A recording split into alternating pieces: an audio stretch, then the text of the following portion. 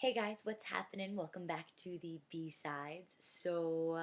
Before we begin, I just wanted to take a moment to reintroduce myself for those of you that may be joining for the first time. My name is Brianna Gravatt, and I am an art historian and a storyteller. And last year, after completing my first memoir, Mosaic, I embarked on a pilgrimage from India all the way to the northwest of Spain. And the intention for this journey was to get out of America. No, that was part of it. But the intention of this journey was to continue along with my desire to become a better writer, but also to serve as a continuation for what I had studied in graduate school, which was um, I wrote my thesis on the necessity of poetry when speaking of war, specifically the Rwanda genocide. So after graduate school, I went to Rwanda and I met with artists and writers and people that had survived the genocide and people that were still surviving and creating art, and that had such a tremendous impact on me because I study war. I'm a polemologist. That's a hard word to say, but I'm a studier of war, and not because of its macabre, but because of the resilience that is found after people experience things such as this. And so when I left in April, I left with the desire to go to places that there has been war and to speak to people that have lived through it in order to better understand life and humanity and all of the things that make us beautiful, even in the face of what makes us terrible. So, so now I have been home for almost 4 months, and for the past 4 months, I have found that I have been skating around an issue, dancing around it actually, pirouetting and doing all types of moves just to avoid it or to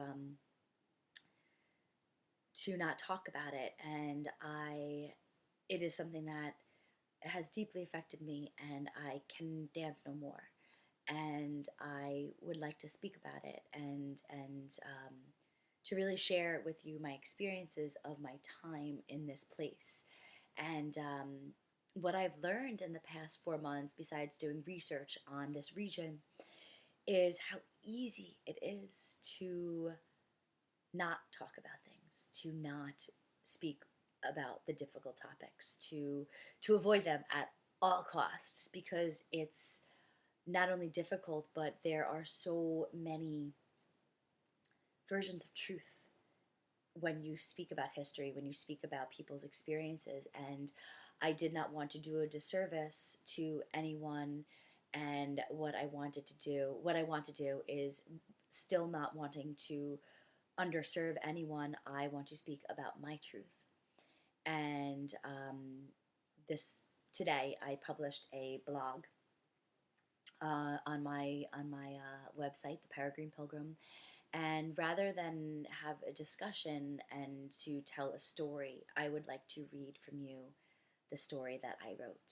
So this story is about the 10 days that I spent in Israel and the time that I spent in Palestine, and how difficult it was for me to go there, not only because it is a situation that sometimes seems beyond comprehension, and it is also a situation that you feel helpless or utterly destroyed or just not know which end is up.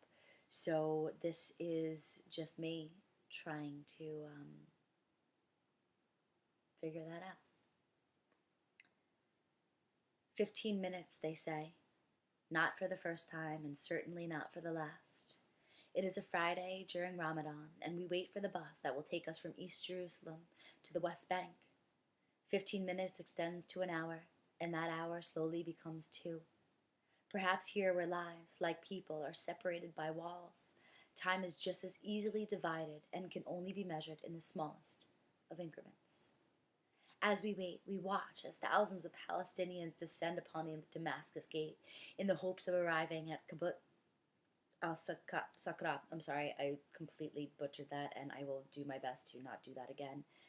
Uh, in time for the midday prayer, as IDF soldiers with rifles held at the ready, their fingers only inches away from the triggers, flank them on each side. When all have entered the city gates, and the Adhan wails from the muezzin, and for once this world grows quiet, the buses begin to arrive one by one, and I clamber aboard with my mother, and we take our place among other mothers and their daughters, men with and without their families, and children that in these moments are children no more, and drive in the direction of Bethlehem. The bus lets us out steps away from the West Bank. The wall, almost as old as it is tall, rose before us in thick slabs of gray concrete punctuated with watchtowers, barbed wire, and soldiers dressed in riot gear. My mother cries as we stand in front of the guarded gates. This is not what she expected. This is more than she feared. When the gates finally open with the flashing of red lights and the moan of metal separating from metal, we walk into the West Bank and are greeted by the shouting of men hoping to sell their fruits, their trinkets, their toils to the world outside of these walls, and the arguing of other men hoping that they will be the one chosen to be our guide within their city walls. It is here that we find Marwan, a young Palestinian taxi driver, and the three of us make our way to his car, parked near the entrance of his city. "Welcome to my big prison," he says. "Welcome to my big prison." As we shut the doors to his black sedan, the windows roll down, the radio low. I meet his eyes in the rearview mirror. They are brown like his skin and his hair, and despite the anger in his words, there is a softness in his voice and in his eyes that now plead with mine. "Look at me. Look at this." Holding this gaze, I see that our ages are not far from one another, and I sense there is no distance in our thoughts. There is no difference in our dreams. He starts the car and drives both towards and away from the madness, pointing to all the tourist attractions along the way. Here is where Banksy painted his first song of protest. There is where the angels, they were heard on high. Here is where Christ the King was born. There is where they build the illegal settlements. There is where they have electricity. There is where they have clean water. Here is where we sometimes have none. He stops the car on the hill that overlooks the land beyond these walls, and we climb out to take in the world in which we now find ourselves. We do not stay for long, but before we shut the doors once again, I imagine him here, in the darkness, waiting for angels, dreaming of freedom.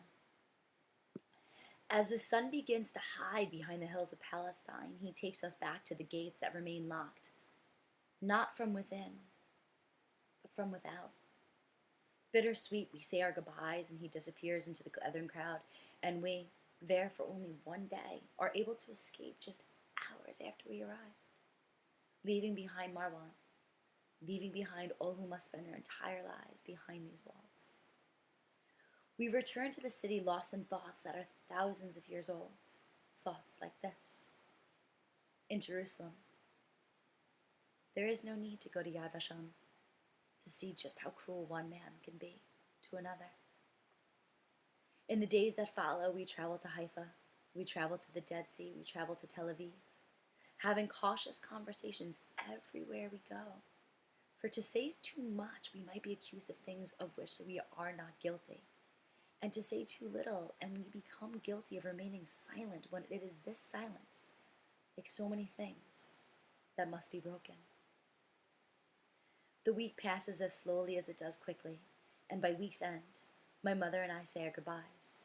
She departs the day before I, and I am left alone in a place that I might not have stayed had she not been there. Had she not offered me her lungs so that I may breathe, her hand so that I may still stand, and her heart because mine, for those days, and the days ever since, had been broken. If it were not for my mother, I would have left, had she not given me life once again. When it is my turn to leave, I do not linger. And although I might not never ever return, I am now ready to return with my words, and these words will cry out for freedom.